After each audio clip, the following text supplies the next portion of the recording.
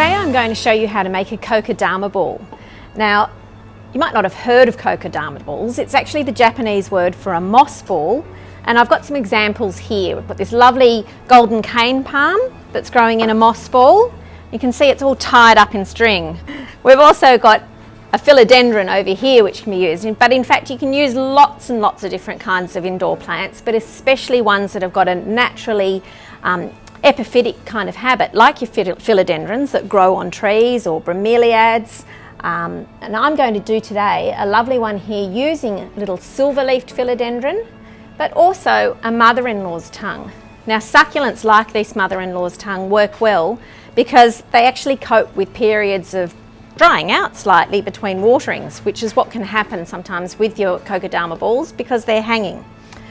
But you don't actually have to hang them. You can also sit them in a bowl, in a low saucer, like we've done here, and that's really on trend at the moment, having a lovely coffee table with this beautiful moss ball sitting there in a lovely Japanese earthenware dish or something like that. Now, they look impressive, but they're not that difficult to make. So what you'll need is some potting mix and also some moss. I've got some sphagnum moss here. If you don't want to use sphagnum moss, you can actually also use coconut fibre, which I've got here.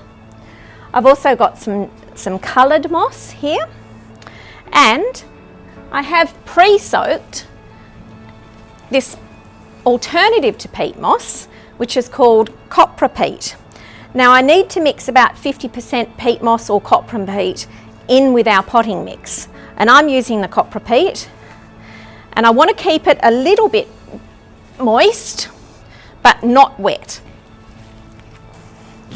So I'll mix the two together, and the way I'm doing this is you need to have it so that the moss and the copra peat, or the peat moss, whichever you choose to use, just holds together to form a ball, so a little bit more. It's kind of like the grown-up version of mud pies, because I'm using some lovely quality potting mix, and you can tell it's got these tiny little beads of green in it, and that's actually some fertiliser already there, which is fantastic because you're not going to get a chance to feed your Kokedama ball other than with liquid fertiliser once it's tied up. So having some slow release fertiliser in it already makes a lot of sense.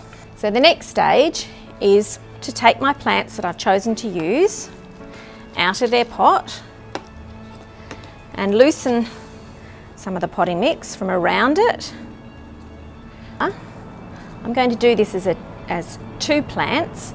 So the idea is to hold this together into a ball and wrap some of this peat and potting mix together around it.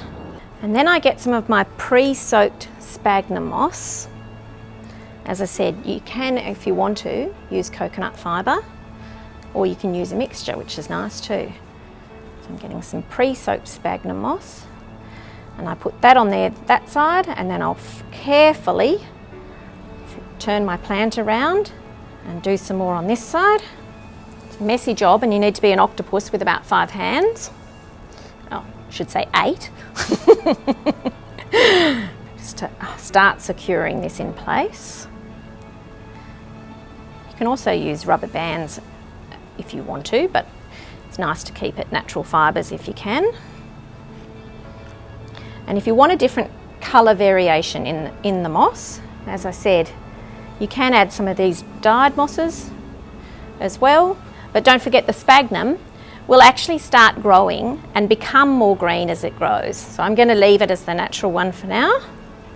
And when you're wrapping your string around, make sure you change directions all the time. Don't worry if it's a bit messy, because we're going to trim it up when we're finished, and keep on moulding it into a ball as we go.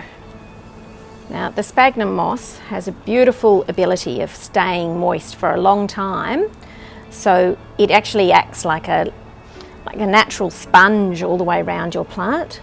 Probably the most important area to look after is just around the neck of the plants. But any time if it's too tricky, you can tie yourself a knot and start again.